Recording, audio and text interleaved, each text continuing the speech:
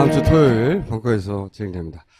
당대표와 함께 최고위원도 뽑아요. 근데 이번에 제도가 좀 바뀌어가지고, 권역별로도 뽑고 부분별로도 뽑습니다. 부분별로는 뭐냐면 여성 또는 청년, 노동 이런 분야를 따로 뽑아요. 그 중에서 저희가 여성 후보 두 분을 모시려고 하는데, 과거에는 그 여성에게 그냥 뭐랄까요, 선물처럼 줬어요. 한 분을. 순위와 상관없이. 그쵸? 그쵸. 이번에는 아니에요. 이 자리가 굉장히 파워풀한 자리인 것이 253개 지역의 여성위원회를 총괄하는 자리입니다. 그러니까 전국 여성위원장이 되는 거예요. 막강한 자리죠. 이 자리에 두 분이 지금 도전장을 냈는데, 양향자 많이 들어보셨죠? 문재인 대표의 영입 인사로 대표적으로 거론되는 분 중에 한 분인데 낙선했습니다. 아시다시피. 제가 자료를 찾다 보니까 전남 화순군 이양면 쌍목리 출신이에요. 전체 주민이 200명밖에 안 된답니다. 거기서 최초로 고졸 출신으로 삼성 임원이 되신 분인데 오늘 이야기를 들어보려고 모셨습니다. 양향자 후보 모시겠습니다.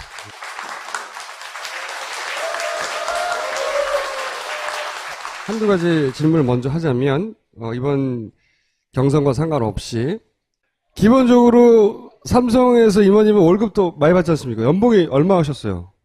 되게 브로드합니다. 네. 그러니까 전체적으로 받는 것을 보면 미니멈 한 3억에서부터 미니멈 3억에서부터. 네. 50억까지는 주지 않나. 50억이요? 아니, 총수면서 그런 것도 몰라요? 이야. 아니, 근데 그걸 왜 관뒀어요? 문재인, 당신은 대표죠. 대표가 와서, 그거 관두고, 입당해라. 하면 고민되잖아요. 내가 지금, 연봉이 얼만데. 중요한 것은 문 대표님은 제 연봉이 얼마인지를 모르셨다는 거죠. 직장인이니까 몇 천만 원 되나 보다. 임원이니까 막 1억 정도 되겠지. 이렇게 생각하고 얘기했을 수 있어요. 그죠? 실제로 그 모 국회의원이 저한테 그러더라고요. 열심히 하시면 그래도 집에 밥은 안 굶깁니다. 이렇게 얘기를 하시더라고요. 국회의원도. 국회의원도. 네. 이미 수십억 벌고 있는데. 당연히 본인도 망설여지지만 집에서도 반대할 거 아니에요. 국회의원 자리를 주는 것도 아니고 보장되는 자리도 아닌데 와가지고 오라 그러면 그러면 당연히 망설이죠. 제가 사실은 대한민국 대표 멘토였어요. 이제 김영란 대법관도 멘토도 하셨었고, 네. 이렇게 편지가 오는 거 보면 그분은 밝은 편지가 와요. 제가 변호사의 길을 가는데 어떻게 가면 됩니까? 이런 좋은 얘기였는데 저는 너무너무 슬픈 얘기만 오는 거예요, 저한테. 저 내일 회사 그만둡니다. 아이 때문에 어쩔 수 없어요. 너무 슬퍼요. 이런 너무너무 슬픈 이야기들. 보통 편지 답장 하나 하는데 미니멈 3시간 걸려요. 타자를 못 치는 거 아니에요? 제가 상고 출신입니다, 상고. 쓰고 또 쓰고 또 쓰고, 이 말로 치유가 될까 이런 고민을 참 많이 했었습니다. 그리고 언젠가 내가 이 삼성에서 일을 그만두면 그런 아픈 여성들을 대변해줘야 되겠다. 그런 생각도 참 많이 했었었고, 그러니까 올해 들어서 작년 말부터 올해까지 굉장히 변화가 그러니까 저한테 오는 일들이 굉장히 변화가 많았습니다. 근데 그 중에 하나가 입당 제의를 받은 게 가장 큰 거였고요. 네. 그래서 그냥 운명이구나. 제가 거부할 수 없는 뭔가 쓰나미처럼 저한테 제 인생에 다가오는 걸 느꼈어요. 그래서 결정하는 데까지는 그렇게 어렵지 않았는데 워낙 누구한테도 이야기할 수 없는 상황이기 때문에 이게 영입할 때 굉장히 비밀리에서 아는 사람은 남편 한 사람밖에 없었어요. 남편분은 당연히 반대했겠죠. 우리가 살 날이 이제 며칠 남지 않은 것 같구나. 이렇게. 같이 살 날이? 처음에 그랬었습니다. 그리고. 근데 약속받지는 않았다고 하더라도 네. 내가 이 정도의 스토리가 있는 사람인데 최소한 비례대표 정도는 챙겨주겠지 하는 마음이 좀 있지 않았어요? 뭔가 이렇게 편하게 받으면 분명히 아픔이 따라와요. 그리고 다른 사람이 아파요. 내가 편하면. 아니, 남편분이 당연히 그러면 안정적인 생활이 50대 갑자기 흔들기 시작하니까 네. 반대할 수밖에 없잖아요. 그죠? 근데 반대를 많이 했었습니다. 왜냐하면 이제 그 어떤 울타리 안에서 이렇게 삶을 산다는 것은 엄청나게 안정적이고 뭔가 이게 병풍이 처진 상태에서 사는 삶하고 이렇게 정치권으로 나오면 저 완전히 오픈되지 않습니까? 이게 너무 싫은 거예요. 어떻게 나한테는. 설득하셨어요? 하도 설득이 안 되길래 그러면 문재인 전 대표를 한 번만 만나 같이 만나자? 네. 예. 그래도 아니면 제가 접겠다고 했습니다. 네. 같이 만났더니. 그냥 빨려 들어갔던데요. 어찌 알고 이제 저를 이렇게 영입을 결정을 했냐 이렇게 말씀드렸더니 사람이 만나는 시간에 꼭 그 신뢰가 비례하는 건 아닙니다. 라고 하셨습니다. 정치권에서 함께 갈 수 있는 사람, 가고 싶은 사람, 남편은 본인이 직접은 아니지만 와이프가 가면 충분히 뒤에서 서포트를 해주고 싶다. 그럴 사람이 이제 문 대표님이라고 얘기를 했습니다. 저는 근데 죄송한데 그 안에 저를 문 안에 가두지 마시고 항상 문을 좀 열어놓으십시오. 전 진짜 궁금했던 게 일단 사실 마음속에 조금이라도 비례대표로 좀 편하게 국회의원이 되는 것을 약간은 기대를 하셨을 것 같아요. 근데 이제 그 약속이 없었고 지역구 출마하라고 했고 그것도 아주 센 천정배 국민의당 대표 전 대표랑 붙었죠. 그러고 떨어졌잖아요. 떨어지면 이후에 한동안은 좀 멍할 것 같고 특히 아무것도 아닌데 지금 지역위원장이신가요? 네, 지역에 네, 아무것도 아닌 거 아니에요. 지역위원장 예전으로 치면 지구당 위원장 정도 하고 계신데 당의 최고위원직에 도전하는 선거에 나서는 게 쉽지 않을 거거든요. 일단 낙선했을 때 충격이 있지 않았어요? 4.13 선거를 하면서는 굉장히 문화를 바꿨다고 할 정도로 축제처럼 하고 또 눈물도 많이 빼고 했는데 왜 힘들었냐면 그 호남 홀대론이라는 그걸 넘어서기가 너무 힘들었어요. 아무리 제가 얘기를 해도 그걸 넘어설 수 없는 벽이 있구나라는 생각 때문에 광주가 이렇게 8석이 있는데 개표 방송을 딱 하는데 초록색으로 싹 이렇게 덮여져 버리더라고요. 거기서 충격이 1차 딱 와서 그다음 제가 떨어지는 거는 그다음에는 별로 큰 충격은 아니었고 우선 이제 같이 했던 분들이 너무 또 안타깝고 아무튼 그랬습니다. 그리고 나서 원망은 없었어요? 원망은 없었습니다. 단지 이제 그 개표 방송 하는 그 순간부터 그다음 내가 어떻게 해야 되지?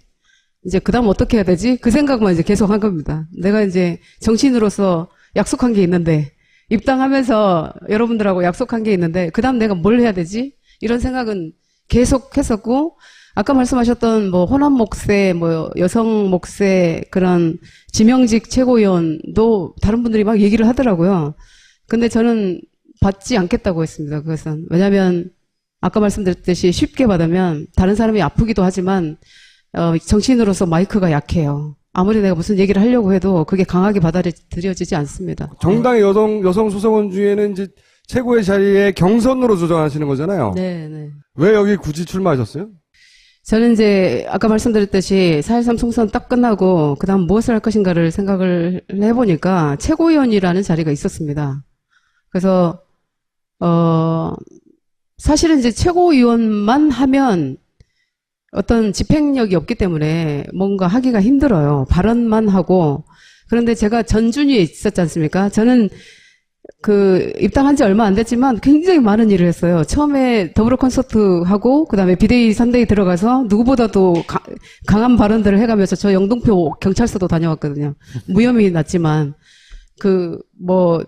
대통령과 새누리 의원들의 명예훼손이라 그래가지고 고발당했습니다. 그래서 갔다 오고, 그 다음에 이제 전준위를 했어요. 물론 이제 그 와중에 유능한 경제정당 위원으로 활동도 하고, 그다음에 전준희가 전당대회 전당대회 준비위원으로 이제 그것도 참 운명처럼 윤혜 의원님과 제가 함께 이렇게 홍보위원장, 저는 위원 이렇게 들어가서 활동을 했는데 전준위에서 이제 그 룰을 계속 보고 있었습니다. 이게 최고위원이 어떻게 결정이 날 것인지. 그런데 최고위원이 여성위원장을 겸하게 돼 있어요, 이번에. 네. 그래서 이거다. 이게 내가 할 일이다. 왜요?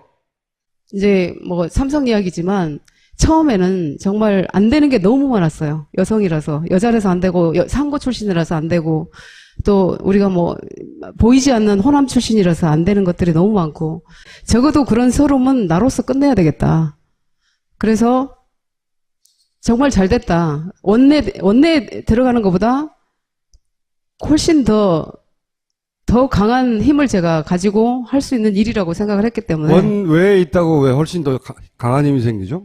외연 확장이라는 얘기를 여기서 할 수가 있는데, 우리가 원내에 계신 분들이 모든 것을 겸직하면서 이 어떤 당의 힘이 자꾸 이렇게 축소되는 문제가 그동안에 우리 당의 문제라고 제가 많이 들어왔습니다. 저를 영입을 한 이유가 저를 뭐 국회의원 단순하게 시키려고 했겠습니까? 아니지 않습니까? 내년 대선에서 네. 뭔가 저를 쓰려고 영입을 했을 거 아닙니까? 목표가. 대선에 도움이 되라고. 내년에 대선이 있는데 제가 낙선을 했다고 해서 그 일이 저한테 안 주어지는 건 아니거든요. 그래서 내가 대선에 도움이 되려고 여기 출마했다는 거잖아요. 네. 이게 본인의 출마가 왜 대선에 도움이 되는 거예요? 그 영입을 할 때도 굉장히 많은 이야기들을 하셨어요. 첫 번째가 호남이 아프다. 그 말 속에 내가 그동안 30년간 일해오면서 돌아보고 싶지 않은 사실은 내 고향. 근데 운명처럼 그것도 이제는 돌아보라는 시간인가 보다. 그래서 그것도 오케이를 했습니다. 그리고 두 번째가 과학기술, 특히 이제 첨단 산업에 제가 있었기 때문에 과학기술은 앞서가는데 우리 정치는 정말 못 따라가고 있습니다. 그게 두 번째 이유였습니다. 세 번째가 아픈 여성 삶이 저한테 다 있었습니다. 지난 대선에서 우리 민주당, 더불어민주당이 가장 가슴 아팠던 게 여성표였거든요. 그게 3% 딱 쳤습니다. 그러면 그 여성의 아픔을 누가 국민 속으로 가서 같이 손잡고 대선에 손잡고 투표장으로 나올 수 있느냐, 누가 소구력이 있느냐. 그래서 그 세 가지 이유로 제가 이제 어떤 일이든지 해야 되겠다고 생각을 하고, 그냥 어떤 자리, 뭐 최고위원을 내가 한번 해봐야 되겠다, 이런 생각 전혀 없습니다. 아까 말씀하셨던 것처럼 만약에 그런 생각이 있었다면 저는 비례로 있겠죠. 그냥 뭐 정해지진 않았지만 많은 분들이 그냥 있어도 되겠는데요, 이제 그런 얘기를 많이 하셨는데, 그런 생각이었다면 국회의원을 한번 내가 꼭 해야 되겠다, 이런 생각으로 제가 정치권에 왔으면 정말로 어떻게든 했겠죠. 어떻게든. 그리고 내가 떨어질 줄 알면서 절대로 안 갔겠죠. 그렇지만 명분 있게 가야 되겠다, 어떤 일을 해도. 그래서 사일섬에서도 천정배 후보하고 할 수 있었고, 그리고 천정배 후보하고 해서 떨어졌지만 또 명분 있는 일은 무엇인가를 찾았을 때 그거는 최고위원이었습니다. 그 다음에 본인의 약점은 뭡니까? 약점. 지금 강점을 쭉 말씀하셨는데 원외. 딱 하나. 네, 딱 하나. 원외. 본인만의 공약이 있어. 내가 최고위원이 되면 다른 사람 못하지만 난 이걸 할 수 있을 거야. 지방을 이렇게 쭉 돌아다녀 봤습니다. 그랬더니 우리 풀뿌리 여성 정치인들이 뭐라고 하냐면, 정말 그 정치인으로 크고 싶은데 우리도 뭔가 중앙에서만 막 서울 경기 쪽에서만 뭔가 이렇게 이루어져 있고 우리한테는 그게 전달이 전혀 안 됩니다. 그리고 비례 공천할 때만 되면 할 사람이 없어요. 이렇게 이야기를 한답니다. 키우지 않았기 때문에 중앙당에서 예결위의 일을 할 필요도 없고 상임위를 제가 할 일도 없고 제가 지역구를 관리할 일도 없고 국회의원 그 원내에 계신 분보다는 훨씬 더 제가 강력한 24시간 가동력이 있습니다. 본인이 백수기 때문에 풀타임으로 뛸 수 있다. 그리고 저는 제가 뭘 하겠습니다 이것보다는 어떻게 해줬으면 좋겠다가 너무너무 많이 제가 듣고 있습니다. 그걸 잘 해드리는 것. 제가 심부름을 정말 잘 해드린 일이 제가 해야 될 일이라고 생각하고요. 전국의 여성 의원들이나 당원들의 네. 요청을 중앙당에 잘 반영되도록 하겠다. 네, 말하자면 그것이 결국은 우리가 대선에서 승리할 수 있는 길이라고 생각을 합니다. 그러면 경쟁자인 유은혜 의원의 약점은 시간이 부족하다밖에 없네요. 왜 싸움을 붙여요? 잘하는 것만 이제 얘기하면 되지. 이겁니다. 이제 20년의 당 생활에 경륜이 있으세요. 그래서 그렇지만 저는 그것은 당 안의 1%의 경험이고 저는 99%의 경험을 제가 했다고 생각을 합니다. 이 선거는 당내 선거긴 해요. 그래서 당원들한테 중요한 뭔가 공약을 내고 이런 건 굉장히 중요한 일입니다. 그런데 저는 그 공약들이 충분히 우리 대선으로 이어져야 된다고 생각을 하기 때문에 그러려면 국민의 99%의 삶을 제가 가지고 있는 우리 여성들의 삶을 오롯이 제 인생 속에 담겨져 있는 그 삶과 함께 공감을 하면서 정치에 관심도 갖고, 또 투표장으로 나와서 우리 더불어민주당이 내년에 꼭 대선에서 네, 집권을 할 수 있을 거라고 생각을 합니다. 제가 이렇게 되는 게 좋겠어요. 솔직히 여쭤볼게요. 그리고 저는 한 가지, 누가 떨어지면 더 가슴 아파요.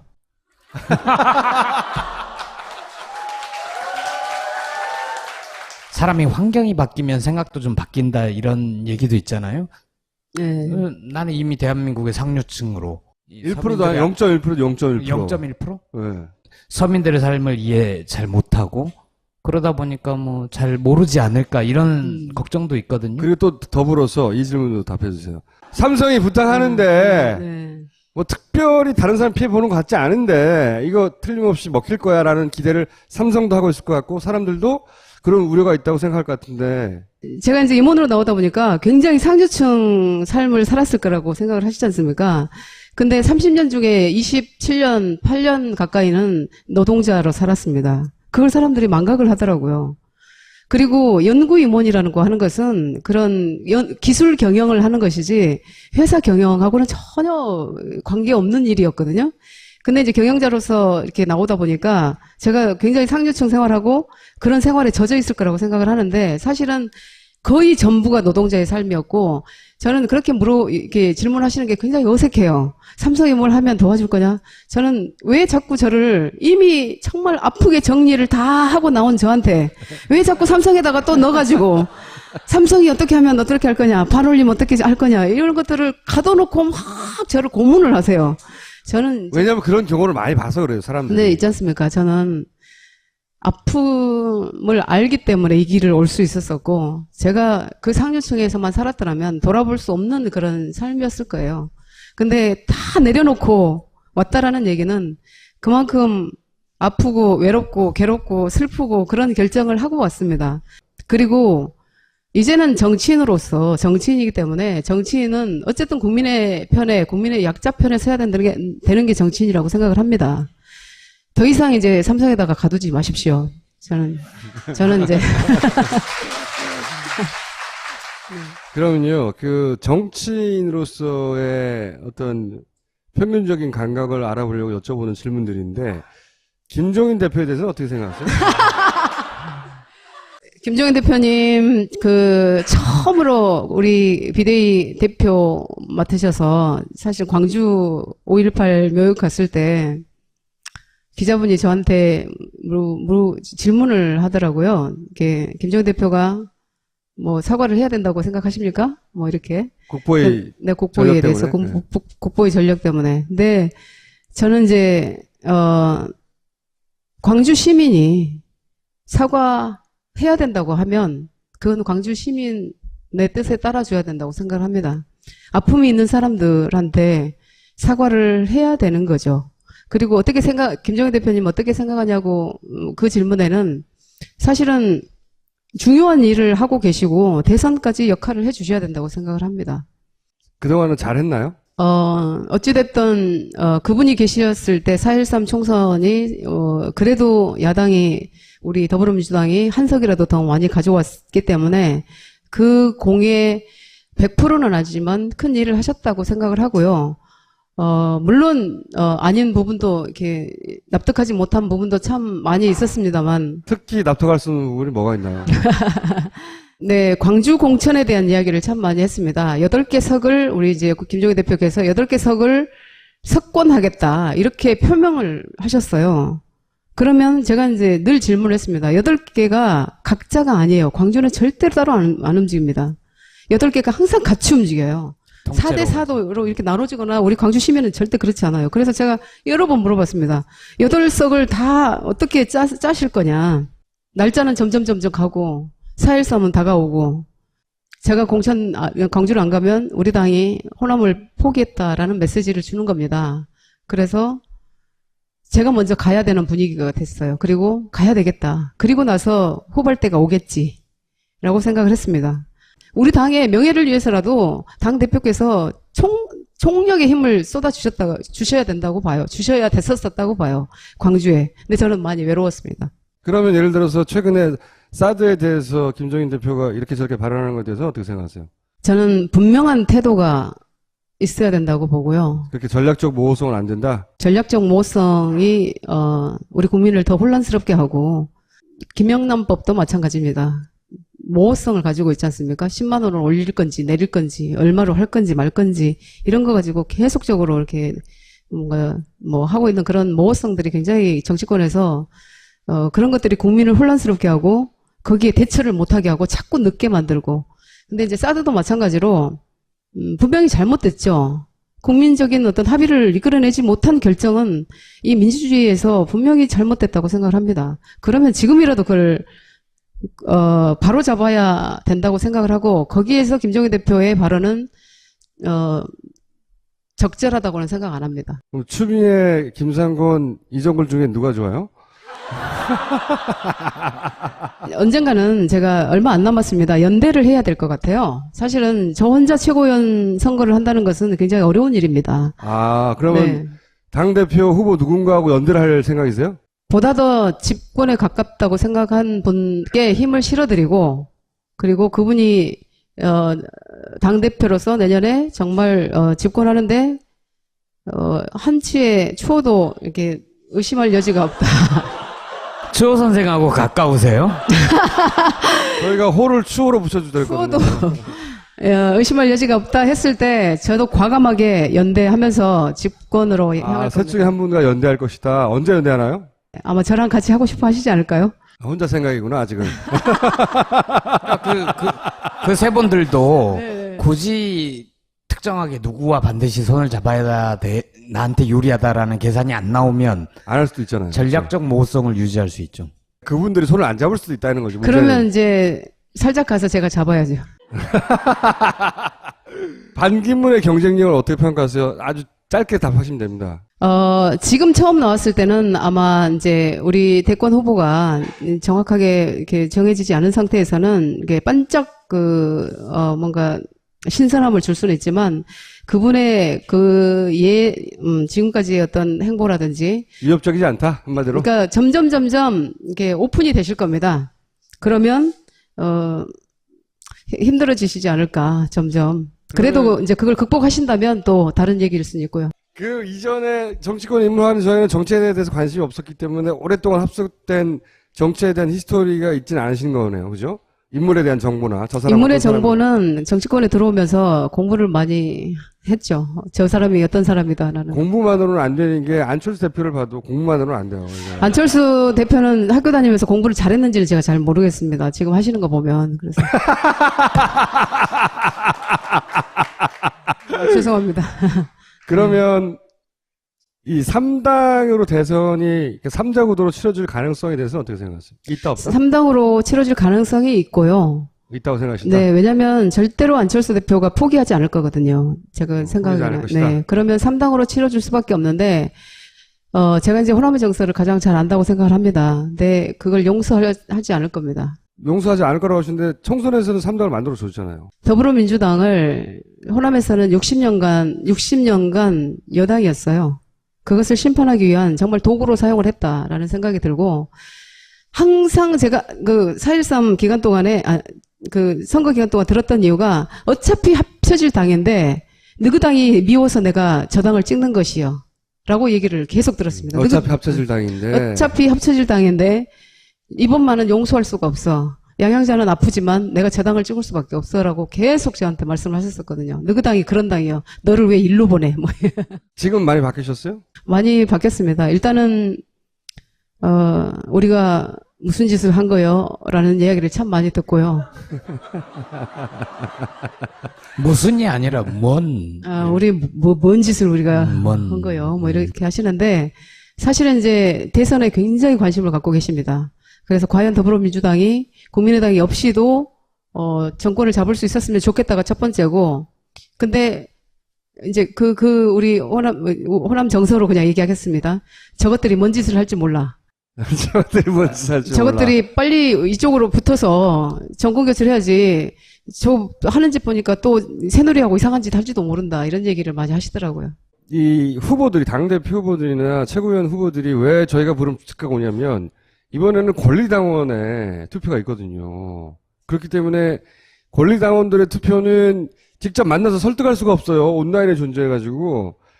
제가 다 나오는 거예요, 이제. 네. 권리당원들이 방송을 보기 때문에 이 권리당원들을 향해서 50%죠, 권리당원이. 권리당원 50% ARS고요. 대의원 50%가 현장 투표입니다. 그리고 사실 이 권리당원의 투표 때문에 지금 원외 인사들, 과거 같으면 절대 당선 안 됐을 원외 인사들이 지구당 차원에서 지금 뽑히고 있어요. 지금 아마 제주도당 위원장님이 원외가 되셨고요. 국회의원과 싸워서 국회의원 아닌 사람이 그다음에 이기는 어제 경남도당의 위원장님이 원외가 뽑혔습니다. 그것이 우리 권리당원들의 힘이었습니다. 권리당원들의 반란. 그럼 권리당원들에게 네, 한마디 해주시고 오늘 네. 제가 여쭤보지 않은 것 중에서라도 하실 말씀 하시고 오늘 시간 마감해 주셔야 될 것 같아요. 네. 사실은 누구한테 이렇게 기대서 뭔가 제가 당선되고 이런 것보다는 정말 이 사람이 왜 이 길로 가고 있는지 그리고 왜 정치권으로 들어왔는지 제 이름으로 이렇게 말씀드리겠습니다. 잘 판단해 주셨으면 좋겠고요. 양양자 여러분이 찾았습니다. 그리고 믿어주셨습니다.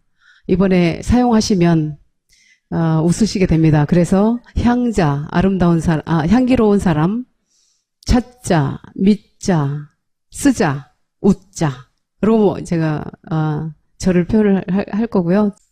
대의원님들도 열심히 제가 많이 이렇게 뵙고 인사드리고 있습니다. 그렇지만 우리 권리당원 여러분들 마음 변치 마시고 끝까지 응원해 주시면 평생 이 길을 가면서 절대로 실망시켜 드리지 않겠습니다. 여기까지 하겠습니다.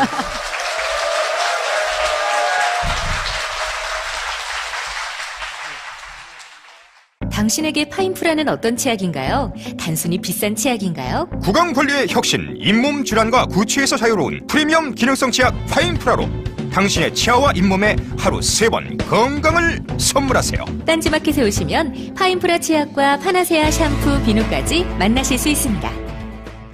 짠다고 다 즙이 아닙니다. 건강한 즙, 맛있는 즙.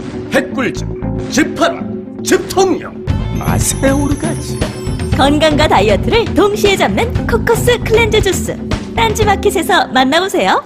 참 싸지. 아직도 모르겠어. 괜찮을까? 뭐가 고민이야. 그냥 자보면 되지. 어머, 미쳤어? 미치지 않았습니다. 2주간 실사용 후 불만족 시 환불 가능한 쇼앤 침대니까요. 딴지마켓 입점 2달째 반품률 0%를 자랑하는 이유 있는 만족도.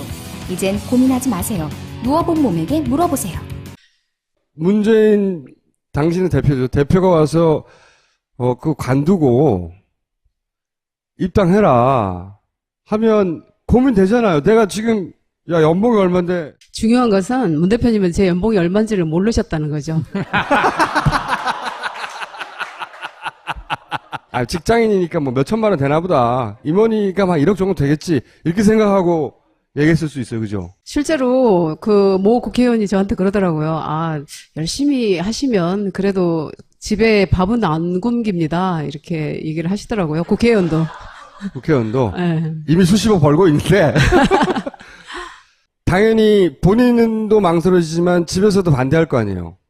국회의원 자리를 주는 것도 아니고 보장되는 자리도 아닌데 와가지고 오라 그러면 그러면 당연히 망설이죠. 제가 사실은 대한민국 대표 멘토였어요. 이제 김영란 대법관도 뭐 멘토도 하셨었고, 네. 이렇게 편지가 오는 거 보면 그분은 밝은 편지가 와요. 제가 변호사의 길을 가는데 어떻게 가면 됩니까? 뭐 이런 좋은 얘기였는데 저는 너무너무 슬픈 얘기만 오는 거예요, 저한테. 저 내일 회사 그만둡니다. 아이 때문에 어쩔 수 없어요. 너무 슬퍼요. 뭐 이런 너무너무 슬픈 이야기들. 보통 편지 답장 하나 하는데 미니멈 3시간 걸려요. 타자를 못 치는 거 아니에요? 제가 상고 출신입니다, 상고. 쓰고 또 쓰고 또 쓰고 이 말로 치유가 될까 이런 고민을 참 많이 했었습니다. 그리고 언젠가 내가 이 삼성에서 일을 그만두면 그런 아픈 여성들을 대변해줘야 되겠다. 그런 생각도 참 많이 했었었고, 그러니까 올해 들어서 작년 말부터 올해까지 굉장히 변화가 그러니까 저한테 오는 일들이 굉장히 변화가 많았습니다. 근데 그 중에 하나가 이 입당 제의를 받은 게 가장 큰 거였고요. 네. 그래서 그냥 운명이구나. 제가 거부할 수 없는 뭐 가두지 마시고 항상 문을 좀 열어놓으십시오. 전 진짜 궁금했던 게 일단 사실 마음속에 조금이라도 비례대표로 좀 편하게 국회의원이 되는 것을 약간은 기대를 하셨을 것 같아요. 근데 이제 그 약속이 없었고 지역구 출마하라고 했고 그것도 아주 센 천정배 국민의당 대표 전 대표랑 붙었죠. 그러고 떨어졌잖아요. 떨어지면 이후에 한동안은 좀 멍할 것 같고 특히 아무것도 아닌데 지금 지역위원장이신가요? 네, 지역에 네, 아무것도 아닌 거 아니에요. 지역위원장 예전으로 치면 지구당 위원장 정도 하고 계신데 당의 최고위원직에 도전하는 선거에 나서는 게 쉽지 않을 거거든요. 일단 낙선했을 때 충격이 있지 않았어요? 4.13 그 선거를 하면서는 굉장히 문화를 바꿨다고 할 정도로 축제처럼 하고 또 눈물도 많이 빼고 했는데 왜 힘들었냐면 그 호남 홀대론이라는 그걸 넘어서기가 너무 힘들었어요. 아무리 제가 얘기를 해도 그걸 넘어설 수 없는 벽이 있구나라는 생각 때문에 광주가 이렇게 8석이 있는데 개표 방송을 딱 하는데 초록색으로 싹 이렇게 덮여져 버리더라고요. 거기서 충격이 1차 딱 와서 그다음 제가 떨어지는 거는 그다음에는 별로 큰 충격은 아니었고 우선 이제 같이 했던 분들이 너무 또 안타깝고 아무튼 그랬습니다. 그리고 나서 원망은 없었어요? 원망은 없었습니다. 단지 이제 그 개표 방송 하는 그 순간부터 그다음 내가 어떻게 해야 되지? 이제 그다음 어떻게 해야 되지? 그 생각만 이제 계속 한 겁니다. 내가 이제 정치인으로서 약속한 게 있는데 입당하면서 여러분들하고 약속한 게 있는데 그다음 내가 뭘 해야 되지? 이런 생각은 계속 했었고 아까 말씀하셨던 뭐 호남 목세, 뭐 여성 목세 그런 지명직 최고위원도 다른 분들이 막 얘기를 하더라고요. 근데 저는 받지 않겠다고 했습니다. 그것은 왜냐하면 아까 말씀드렸듯이 쉽게 받으면 다른 사람이 아프기도 하지만 정치인으로서 마이크가 약해요. 아무리 내가 무슨 얘기를 하려고 해도 그게 강하게 받아들여지지 않습니다. 정당의 여성 수석원 중에는 이제 최고의 자리에 경선으로 조정하시는 거잖아요. 네, 네. 왜 여기 굳이 출마하셨어요? 저는 이제 아까 말씀드렸듯이 4.13 총선 딱 끝나고 그다음 무엇을 할 것인가를 생각을 해보니까 최고위원이라는 자리가 있었습니다. 그래서 사실은 이제 최고위원만 하면 어떤 집행력이 없기 때문에 뭔가 하기가 힘들어요. 발언만 하고. 그런데 제가 전준위에 있었지 않습니까? 저는 입당한 지 얼마 안 됐지만 굉장히 많은 일을 했어요. 처음에 더불어 콘서트 하고, 그 다음에 비대위 선대위 들어가서 누구보다도 강한 발언들을 해가면서 저 영등포 경찰서도 다녀왔거든요. 무혐의 났지만,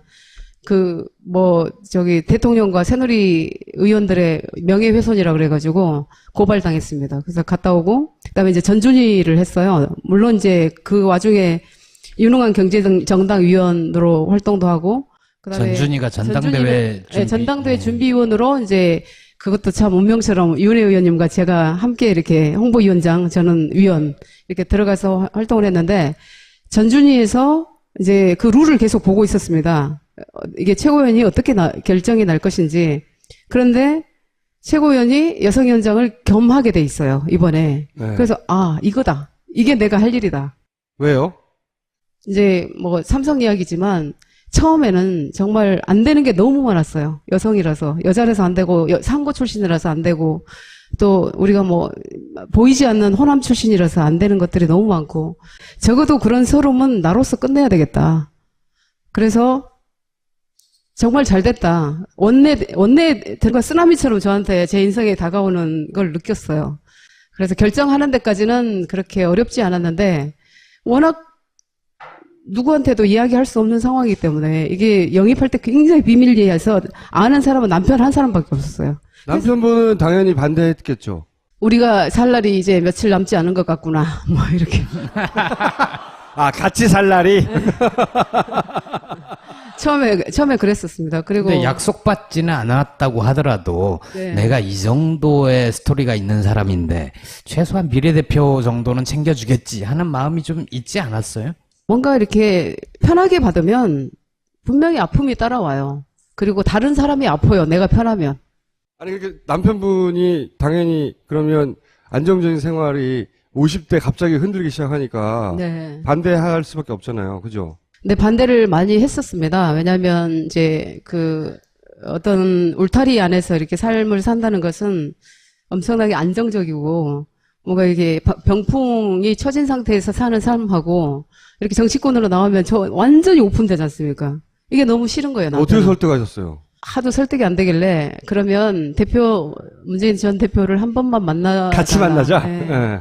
그래도 아니면 제가 접겠다고 했습니다. 네. 같이 만났더니 그냥 빨려 들어갔던데요. 어찌 알고 이제 저를 이렇게 영입을 결정을 했냐 뭐 이렇게 말씀드렸더니 사람이 만나는 시간에 꼭 그 신뢰가 비례하는 건 아닙니다. 라고 하셨습니다. 정치권에서 함께 갈 수 있는 사람, 가고 싶은 사람, 남편은 본인이 직접은 아니지만 와이프가 가면 충분히 뒤에서 서포트를 해주고 싶다. 그럴 사람이 이제 문 대표님이라고 얘기를 했습니다. 저는 근데 죄송한데 그 안에 저를 문 안에 다음 주 토요일 벙커에서 진행됩니다. 당대표와 함께 최고위원도 뽑아요. 근데 이번에 제도가 좀 바뀌어가지고 권역별로도 뽑고 부분별로도 뽑습니다. 부분별로는 뭐냐면 여성 또는 청년, 노동 이런 분야를 따로 뽑아요. 그 중에서 저희가 여성 후보 2분을 모시려고 하는데 과거에는 그 여성에게 그냥 뭐랄까요 선물처럼 줬어요. 한 분을 순위와 상관없이. 그쵸? 그쵸. 근데 이번에는 아니에요.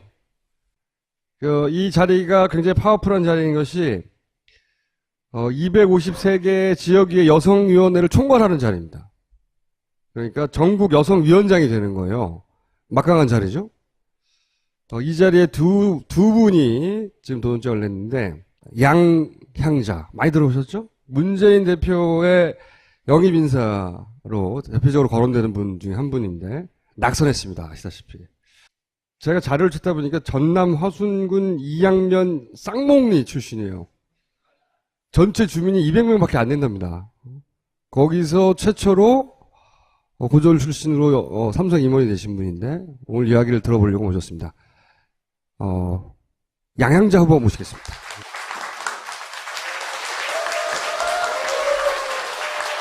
한두 가지 질문을 먼저 하자면 이번 경선과 상관없이 기본적으로 삼성에서 임원이면 월급도 많이 받지 않습니까? 연봉이 얼마 하셨어요? 되게 브로드합니다. 네. 그러니까 전체적으로 받는 것을 보면 미니멈 한 3억에서부터 미니멈 3억에서부터. 네. 50억까지는 주지 않나. 50억이요? 아니, 총수면서 그런 것도 몰라요? 이야. 아니, 근데 그걸 왜 관뒀어요?